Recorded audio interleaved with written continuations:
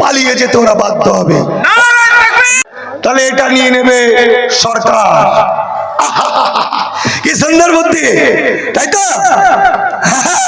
মানে আবার দেখুন, আইনটা হওয়ার পরের দিনে উত্তরপ্রদেশের 20 একর গোরস্থান বুলডোজার দিয়ে দখল নিয়ে নিল, ভেঙে দিল।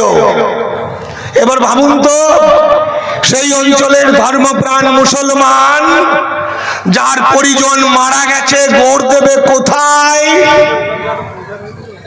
জায়গা আছে?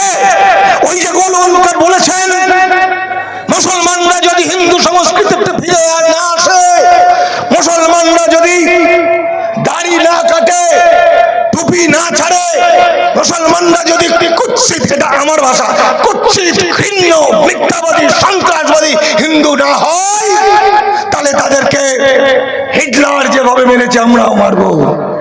তাহলে ওই গোরস্থান কেড়ে নেওয়া, ওই মসজিদে নামাজ পড়তে না দেওয়া, সমস্ত কিছুর মধ্য দিয়ে আস্তে আস্তে মুসলমান জাতিকে এরকম ভাবে ঘিরে ফেলছে এবং বৌদ্ধ ধর্মের মতো একদিন এই মুসলিম ধর্মকেও ভারতবর্ষ থেকে চিরকালের জন্য নিভিয়ে দেওয়ার চেষ্টা করছে এবং সমস্ত মসজিদগুলো আজ ওরা মন্দির বানিয়ে নেবে।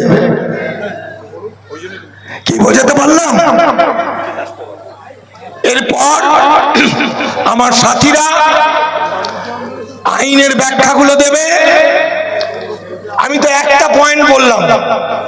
এরপর ওয়াকফ বোর্ড কারা দেবতার নামে দিতে পারবে, আল্লাহর নামে, বিভিন্ন আইন আছে। মানে এই পদ্ধতিতে যদি 100টার মধ্যে 90টা নিয়েও 2-4টে বেঁচে থাকে টাকা পয়সা দিয়ে, ওই 2-4টেও যাতে ধ্বংস করা যায়। 100টা সম্পত্তির মধ্যে যদি 90টা সম্পত্তি কাগজ বাগড়ে সরকার নিয়ে নেয়, তাহলে তো আরো 10টা বাঁচলো। ওই 10টাও যাতে ধ্বংস করতে পারে, তার জন্য সেই কমিটির মধ্যে থাকবে একজন ডিএম, অবশ্যই সে আরএসএস এর হিন্দুত্ববাদী। সেই নিয়ে চর্চা করবেন আমার পরবর্তী বক্তারা। আমি আপনাদের সামনে যেটা বললাম, আপনারা বুঝতে পেরেছেন কারণটা কি? আপনারা কি বুঝতে পেরেছেন? এই কারণে বিজেপি আতঙ্কিত, ভীত। বলছে ওয়াকফ নিয়ে চিৎকার করো, কোনো ভয় নেই, কিন্তু এই সত্যিগুলো বলে দিলে ওই এনআইএ কে দিয়ে মানিক ফকিরকে যেমন ধরিয়ে দেবো, ঠিক সেভাবে তোমাদেরও ধরিয়ে দেবো।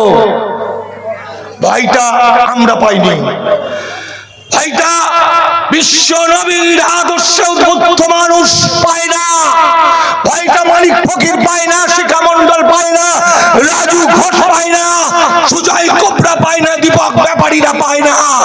ভাইটা পায় বিজেপি আরএসএস এর কুৎসিত ভয়ঙ্কর নরখাদকের দল শুভেন্দু অধিকারীরা।